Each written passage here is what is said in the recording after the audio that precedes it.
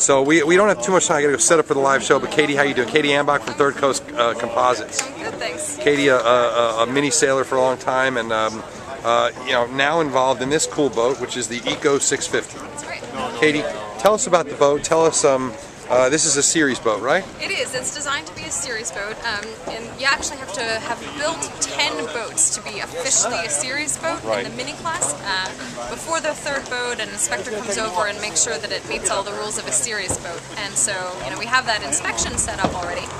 But so it will be a series boat. We hope to build 10. This is hull number 1. and how many can you turn out if you can get some orders? I mean, we could do. I would say we could do at least 4 a year, depending on the level of finish they want. If they want it, you know, if they only want a hull and deck or a kit boat, it could probably be more than that. This boat took us about 3 months to build, and it was our first time. The hull is all infused. It's infusion. It's our first time doing that, and so it was a pretty great learning experience. We really enjoyed it. It's a nice, clean process. You don't get that, you know, styrene smell in the shop. Now how is that? Because I know that the mini rules require what, polyester and. It has to be polyester, yeah. So and, how did you manage to make it clean? Well, so infusion itself, I mean, you know, mix resin in the bucket, and then the whole it all boat happens is under the bag. vacuum, and yeah. So the resin is, you know, flows in, and you pretty much don't get it on you at all. And we were lucky to find some resin that's made out of recycled Coke bottles. Where'd you find that? Kind of nice. You know, Reichhold, I believe, is the manufacturer. Okay. Well, or Scandinavian? it's a small company that's a manufacturer, and Reichhold distributes it in the United States. Composites one, that's where we got it. Cool. So, yeah, and we really wanted to keep it. We really had a goal to make it probably the lightest series boat there is, and so we also eliminated the styrene that's sprayed right on the hull in gel coat. We cut the gel coat about in half, so this boat doesn't have any gel coat on the bottom. It has gel coat only the top sides, basically. And so what do you use as a barrier coat on the bottom? It's got a barrier coat made by E-Paint. It's really low VOC and really non-toxic. So you've really worked to keep this thing green all along the way. We're really trying. You know, the deck is not gel coat at all. The deck is all grip, and all grip now has a really cool, really low VOC paint that we hope to use next time. They didn't actually have that available to us when we were building this one. Just a lot of other stuff like the flotation foam in the boat. This time it's not recycled, but they've actually taken all of our scrap. So it's theoretically like the volume of the flotation foam in the next hull will be recycled, and all subsequent ones as well, because they take scrap back from our projects. Just a lot of different things. Just, you know, a lot of the manufacturers we use and stuff too. NKE happens to try really hard to use recycled plastic in their parts. That kind of thing. We're just trying to make it a little less, because it's really hard on the environment, obviously. I mean, you can't say the boat is green. It's got made of polyester resin. So what you have to say is, you know, we're trying to limit our trash, we're trying to limit the stuff we throw out, we're trying to limit, you know, the styrene emissions and stuff like that. So, you know, doing the best we can, because the mini class really, you know, we're sailing on the oceans. This year all of us in the Bermuda one too, were becalmed in the Gulf Stream. That's like unheard of. And the temperatures we're seeing are different. Like, you gotta kind of worry and like lower the footprint. We're making boats, but you gotta be careful. And you see it out there. You really do. Yeah, it's different. It's really different. I mean, I agree, I've crossed the Gulf Stream, you know, 10, 15 times, and it was really different this year, and it's a little frightening. So you had tell us about your Bermuda race. It was That was this boat, right? It was this boat. So in 2007, I sailed a Zero, the one that I got from North American Mini Transat, and that was a good experience. But I struggled a little bit with the boat, and you know, the poor Zero has had a couple different manufacturers, and so I think I was like hull number 2 from the second manufacturer, and I just wasn't having a good time getting the boat really balanced. We had some trouble with the rig tune, and had talked to the designer and stuff, and this boat, you know, Pierre Holland has been designing boats for a long time, and we've built a couple of his hulls, and I just feel like, I don't know, I really like this boat. It's really well balanced. When I was sailing, if I was having a hard time driving, I felt like I was fighting the boat, I'd just like let go of the tiller and be like, look boat, tell me what to do, and just trim the sails. She take care of you. Yeah, it really did. I really had a great time. So the Bermuda race this year was pretty good.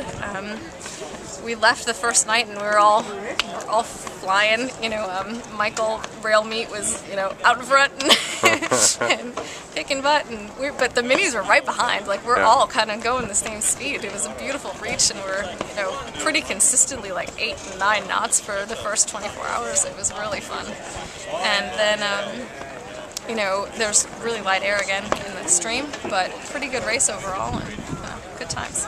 Well, let me ask you this. I know I just got a call yesterday from a friend who's helping organize the Halifax-St. Pierre race. I know there's been murmurings of the Marblehead to Halifax, and a bunch of races that have seen some of this American Mini interest, the North American Mini interest.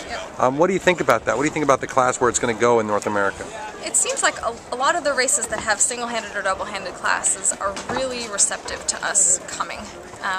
It took us a long time to talk the Bermuda 1-2 race into letting us go. I mean, they said, no, we've got this minimum length, 27 feet, and, you know, you can't, you're not allowed. This completely arbitrary minimum length? No, and so we said, look guys, like, this boat is specifically to go offshore. We have safety features that, you know, a J35 is not going to have. Right. You know, it's got flotation foam, and it's pretty much unsinkable. You know, like, the riding moment is incredible. So I think that the races we've been welcomed into the single-handed Chicago Mac race. The single-handed Transpac has said that they want us to come. It's just a matter of, there's really like 15 minis sailing really actively in the United States right now, and a lot of us had done the Bermuda 1-2 before we had minis, and so that's kind of like our core race. Sure. And so every year when we do that race, you know, a lot of us, that's as much as we can handle for a year. It's a lot of work. So we really want to... What's it going to take to get a circuit going? I mean, that's the real question, isn't it? Because that's what's made the scene in France exist, because of the circuit. For sure. So what's it going to take?